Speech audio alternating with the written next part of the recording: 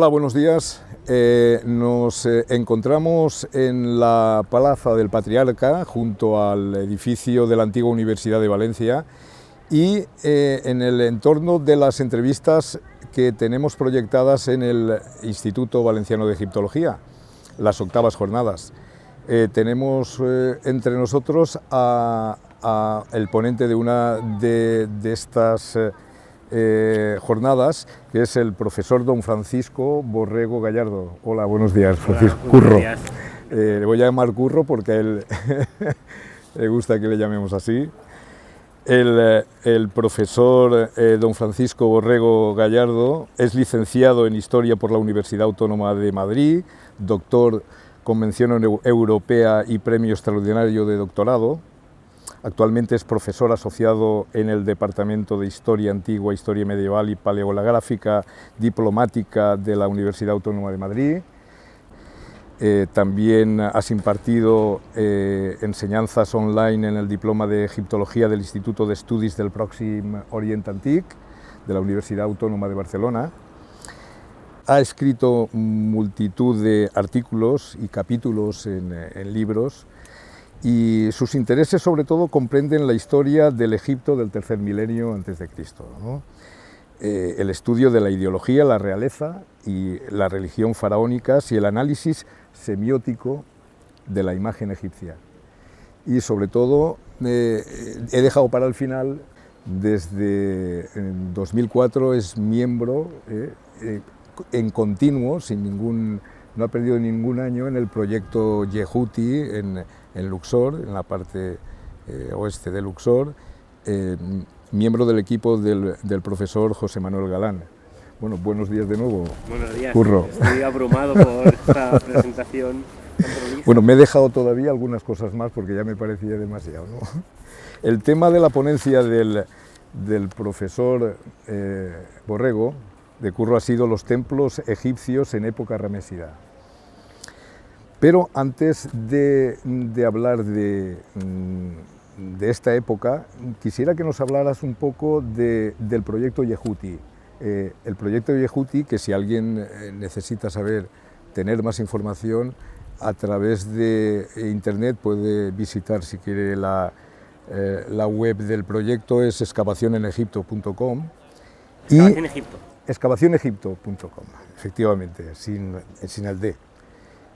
Realmente, ¿cuál es el trabajo que tú realizas? Bueno, supongo que habrás pasado por muchas etapas dentro del proyecto, pero últimamente, ¿qué es lo que haces dentro del proyecto, en la excavación? Pues lo primero que tengo que decir es que es un verdadero privilegio formar parte del proyecto, de que alguien como José Manuel Galán haya confiado en mí tantos años. Y es un privilegio no solamente por lo que aprendes día a día con las piezas en el entorno, sino lo que aprendes de los compañeros.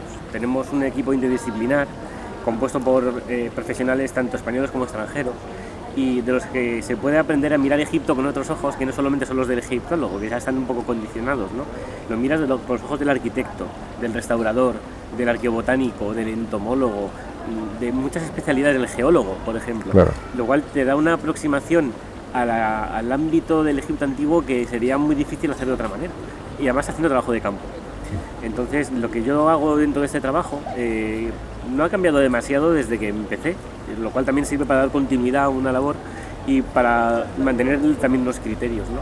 Es el tomar los artefactos que recuperan los compañeros, los objetos, las piezas principales, las clasifico tipológicamente junto con mi compañera Gudelia, y lo que hacemos es no solamente darle una clasificación tipológica, sino la escribimos ya un almacenamiento específico que va a ser muy importante para luego poder sacarlo y estudiarlo, sino que también ya le damos, al darle una clasificación tipológica mínima, lo que hacemos es ya dar el primer paso en el estudio. Lo metemos en una base de datos y eso permite que ya la información sea recuperable de una manera más adecuada. No simplemente un trozo de cerámica, por ejemplo, es un trozo de un vaso canopo. Ya tenemos no solamente la materialidad que es la cerámica, sino ya una tipología escrita, por ejemplo. Algunas de esas piezas luego las derivamos a los fotógrafos, a los restauradores, o las apartamos para estudiar a nosotros mismos. Esa es otra faceta que realizo, y es coger ciertas piezas, como los funerarios, septis, fragmentos de ataúdes, y las estudio como si fuera un objeto en sí mismo, con un contexto, por supuesto, pero estudio las inscripciones en particular, la tipología del objeto, porque al tener textos o iconografía, permiten sacarle todavía más información aparte de la del contexto arqueológico. Claro. Y básicamente eso es lo que pues a mí me parecía muy importante porque parece que en el mundo de la egiptología pues hacemos jornadas, hay conferencias, parece que los egiptólogos trabajan siempre sobre textos, la gran importancia del trabajo de campo y de muchísimos historiadores y arqueólogos que están trabajando allí en trabajo de campo en el mismo Egipto. Fundamental, ¿no? El trabajo de campo es importante, cuanto menos conocer cómo se trabaja en el campo, en el yacimiento, no solamente porque tú eres responsable de cómo se recupera la información, claro, de cómo vas a transmitirla después para que alguien pueda, sin haber estado allí, interpretarla, sino también conocer el trabajo de campo te permite algo muy importante, y es que aunque tú luego no estés en un yacimiento y leas la memoria de otro, al saber cómo se comporta un yacimiento, qué naturaleza tiene, vas a poder, con los datos que él te dé, reconstruir ese contexto, hacerlo a la inversa, la excavación a la inversa, y así podrás sacar la información pertinente. Claro. Es decir, el trabajo de campo no solamente te ayuda a recuperar información, sino también te ayuda en la capacidad de reconstrucción, de imaginación. Entonces, yo siempre recomiendo a todos los estudiantes, aunque se dediquen a los textos, no hagan nada de arqueología, que por lo menos hagan una campaña arqueológica, que conozcan cómo es ese mundo, cómo se trabaja, porque claro, a lo mejor un filólogo no va a trabajar sobre artefactos, pero a lo mejor sí tiene que trabajar sobre una inscripción, sí, que tiene su contexto arqueológico, ¿no? Entonces, darse cuenta de cómo se trabaja y cómo se trabaja en equipo, que es muy importante. Claro, por supuesto. Es muy ilustrativo y te permite conocer mejor la documentación que estamos obligados a manejar en el mundo antiguo, que es en gran medida arqueológica. Y tú que llevas tantas campañas en Egipto, ¿cómo estás viendo, Curro, la evolución de la egiptología española en el trabajo de campo allí? ¿Está apareciendo cada año más equipos que están investigando en algunas cosas? Yo creo que la evolución en los últimos 15-20 años ha sido muy positiva, muy positiva. No solamente existen más misiones, que eso es algo siempre en principio positivo, sino que las misiones que están radicadas en el ámbito universitario son cada vez más serias, trabajan cada vez mejor, con metodologías más refinadas, y además están proporcionando resultados enormemente interesantes. De mi proyecto creo que lo mejor es que se vea la página web, que claro, no quiero ser pretencioso. La sigo a diario por el diario de excavación, que no me salía. El diario de excavación lo sigo y lo seguimos a diario, claro. Yo creo que está la web para ver los resultados, creo que toca a otros valorarlos, creo que no son malos, todo lo contrario, que son excelentes, pero creo que mejor lo pondrán a otros. Pero hay otras misiones, algunas de ya bastantes años de trabajo, y otras muy breves pero muy buenas, que están aportando datos muy relevantes con una metodología científica muy depurada, y estamos yo creo que al mismo nivel en cuanto a calidad científica que otros países. La diferencia luego son los medios que podemos disponer. No tenemos una institución radicada allí permanentemente. Desgraciadamente. Desgraciadamente. Tampoco se están poniendo los medios para eso. Tampoco. No tenemos a veces la financiación que requeriríamos, pero eso lo suplimos con un entusiasmo increíble, unas ganas de trabajar y de una alegría en el trabajo. Quizás lo da un poco el ambiente mediterráneo, no lo sé, pero desde luego no tenemos que mirarnos desde abajo a nadie. Sí, pero probablemente es nuestro carácter, como tú dices, sí. no somos... Muy parecido al egipcio en muchas cosas. Sí, seguramente. Sería un tema para tratar en algún otro momento. Bueno, y ahora nos vamos a centrar un poquito más, no vamos a estar mucho tiempo porque con la solana que tenemos aquí creo que vamos a coger una... Nos vamos a centrar un poquito en el tema de tu ponencia, que eran templos egipcios en la época ramésida, y así para empezar, así casi de lleno, me gustaría preguntarte qué diferencia existe más o menos en cuanto a la participación de la gente en el templo, si en la época ramésida, si no entiendo mal, creo que había más participación, eran más dinámicos, había más colaboración entre la gente de dentro y la de fuera. ¿Es así, Curro? Pues la documentación que tenemos nos deja entrever que efectivamente el nivel de involucramiento, de participación de la gente en ciertas actividades religiosas, no en todas, ahora un poco, sí parece que es mayor, que el aspecto social de las actividades del templo se ve incrementado, es más intenso. Parece que se construyen ciertos templos que están relacionados con el templo principal, pero a lo mejor en el lado contrario del eje principal, dando la vuelta por el templo, o entrando por otra puerta, una puerta secundaria, pero no por ello menos importante. Se ponen templos que están hechos para que la gente acuda a pedir a un dios, a dioses que ahora tienen como un epíteto común, que es el que escucha las plegarias. A veces se adoran en algunas puertas, se dedican esvotos, documentos y elementos arquitectónicos que antes no teníamos. Eso desde luego quiere decir algo. Por lo menos, si antes hay un culto, una devoción, desde luego ahora se destaca, se pone en primer plano. Yo creo que ya existía antes. Lo que pasa ahora es que ahora se destaca más porque está un poco en el espíritu del tiempo, de la época. Hay que privilegiar cómo me relaciono yo con el Dios. Y eso también no solamente se hace en mi casa. En Medina tenemos pruebas de que ya hay exvotos y demás, o en el santuario muy local, sino que voy al santuario principal y allí yo puedo establecer algún tipo de interacción, que antes desde luego si la había, estaba muy enmascarada y no tenía tanta entidad como tiene ahora.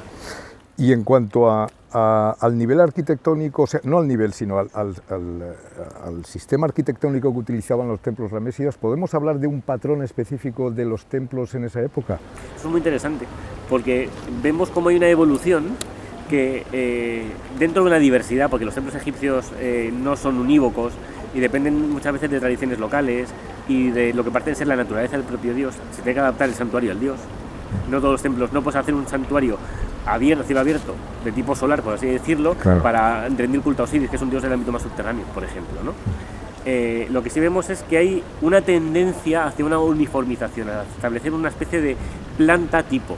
Dentro de esa diversidad, pues sigue habiendo un eje axial muy importante, cobran cada vez más importancia los pilonos y las puertas que se suceden, creando patios intermedios, y se empieza a crear esa estructura típica de una especie de avenida, a veces de esfinges, que está precedida o mueren unas estatuas del rey con unos obeliscos, que da a uno o varios pilonos, que a su vez desembocan en una sala a cielo abierto, y luego hay varias salas hipóstilas, hasta que llega al santuario, y todo aquello, desde los patios hasta el santuario del fondo, se van estrechando las salas, se van haciendo más pequeñas, van subiendo los suelos. Eso empieza ahora.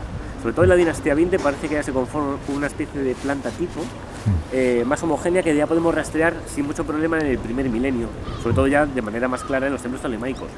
Parece que se crea como una especie de idea de templo, claro, porque un templo tiene que tener esto: sus elementos de entrada, su pilono, su patio a cielo abierto, su sala hipóstila, su santuario. Sí, como decíamos, se crea prácticamente un patrón de cómo deben de hacerse. También en la dinastía 19 empiezan a aparecer también los templos excavados en roca. Me refiero a templos descomunales, como los de Ramsés II. Existen antes, se llaman espeos, bueno, esos hipogeos, pero dedicados al culto, pero ahora tienen una entidad que no tienen antes. Claro. Conocemos los santuarios anteriores, son muy chiquititos, son muy angostos, no tienen mucha profundidad, y de repente empezamos a ver templos como el Abu Simbel, por ejemplo. No todos son así, pero templos que tienen una entidad, una altura, una anchura, y un programa iconográfico que no tienen otros.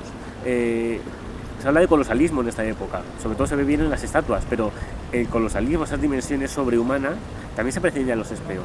Se va buscando al Dios, la manifestación del Dios en la piedra, y se va haciendo como si se cogiera un templo de los que hemos hablado ya, de esa planta tipo, y lo que se hace es en negativo. En vez de un elemento exento, es un elemento en hueco. Y eso parece que esa magnificencia, ese tamaño tan grande de los templos exentos construidos, se vuelca hacia adentro. Claro. Y parece que se va buscando esa profundidad, ese tamaño tan espectacular, pero porque lo que se busca es convertir un templo, pues, por así decirlo, en negativo, a la inversa. Ahora pasemos, Curro, si no te importa, a hablar de la iconografía templaria de los templos, porque realmente uno cuando viaja a Egipto y ve una pared, si entiende un poco o le han explicado algo, automáticamente ve que la iconografía, el sistema, cómo está dispuesto los textos en las paredes, puede de alguna manera pensar, esto es de esta época, de la época ramésida. Dime qué características esenciales tiene esa iconografía. ¿Cómo es el sabor ramésida, ¿no? Claro, ¿cómo es el tufillo ese? Pues la verdad es que es bastante reconocible en muchas cosas. Hay varios criterios de tipo estilístico, de la manera de ejecutar los rostros y demás, que ya son más particulares de cada reinado. Por ejemplo, en el reinado Seti I, en vez de estar la figura del rey completamente recta hacia el dios, se inclina un poquito. Pero esos creo que no son tan importantes, esos ya son muy, muy específicos, no es ramésida en común conjunto. ¿Qué distingue a los ramésida? Pues lo primero, las paredes interiores, a diferencia de lo que pasa antes, dentro del templo, no las de fuera, los pilonos y demás, las de dentro, empiezan a esculpirse en un relieve en hueco. En vez de un relieve que sobresale, es un relieve que está en el hueco, ¿no? Y eso lo hace Ramsés II porque es una manera más sencilla, más rápida de esculpir y le permite esculpir mucho más en menos tiempo. Pero también parece que le dan como una especie de carácter de personalidad propia, ¿no? Además de eso, las inscripciones, en vez de articularse como si estuvieran compuestas por cuadraditos, parece que se articulan por rectángulos que les permiten insertar más signos en vertical. De esa manera les permite decir más en el mismo espacio y de una manera más grandilocuente. Y además esos textos, sobre todo esos textos grandes, empiezan a esculpirse de una manera mucho más profunda. E incluso a veces cabe una mano entera. Yo he visto palomas vivir dentro de los sitios jeroglíficos.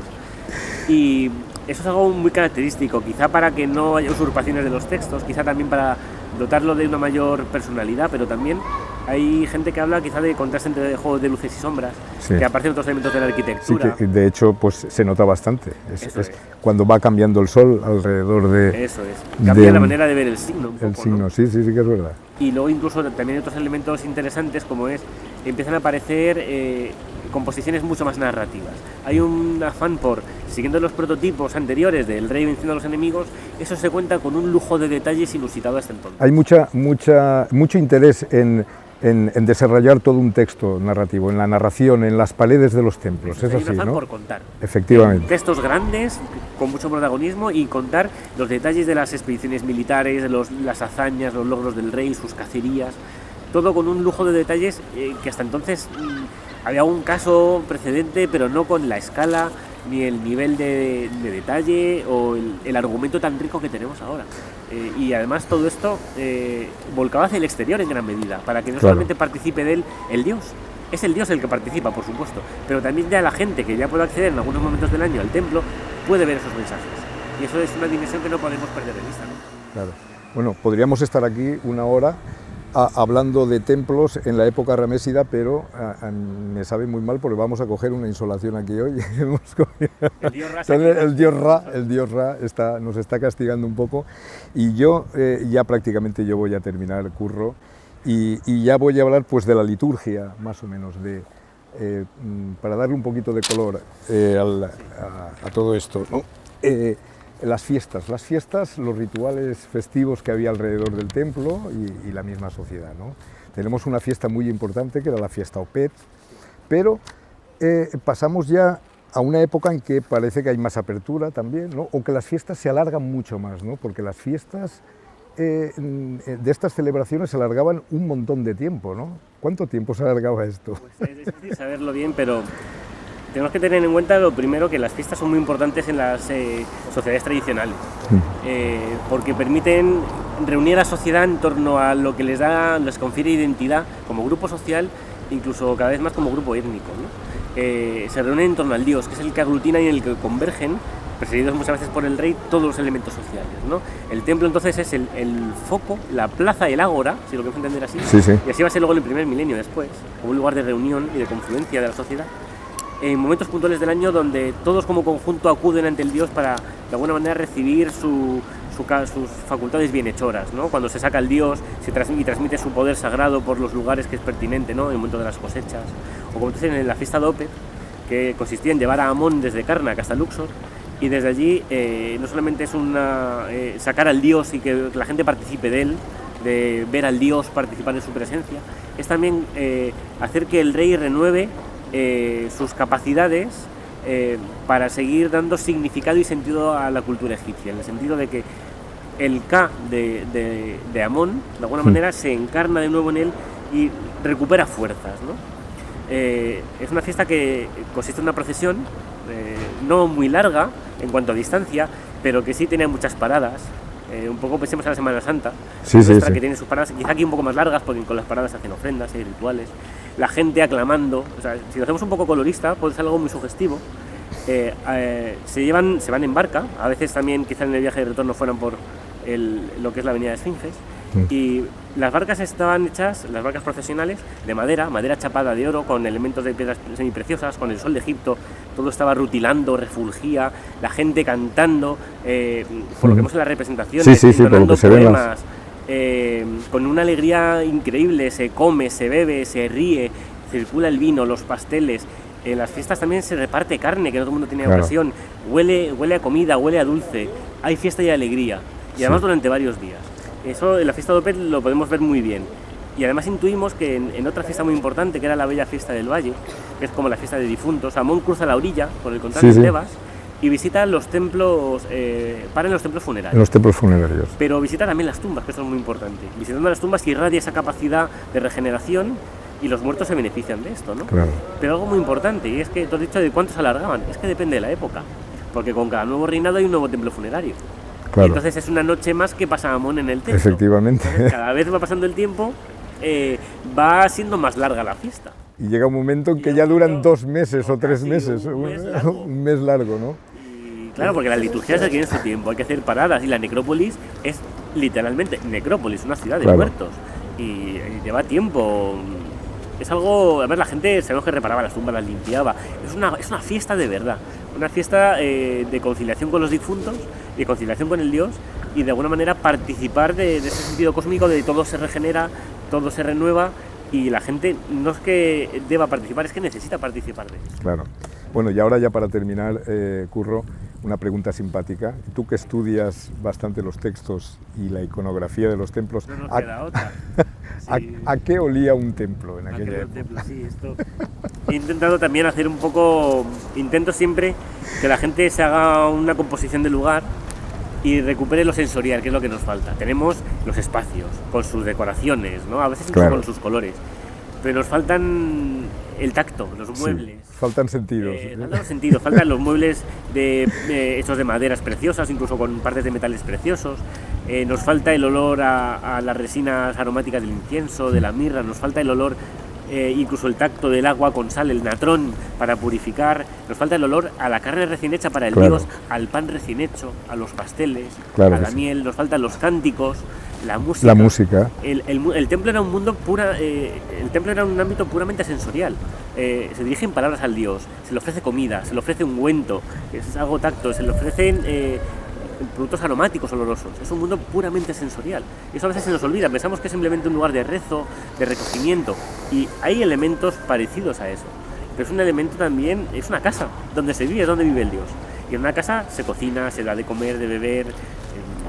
Y nosotros interactuamos de una manera ya cotidiana, pues esa cotidianidad, solo que trasladada y hecho un poco más trascendental, aparece allí, y los sentidos tienen una importancia fundamental.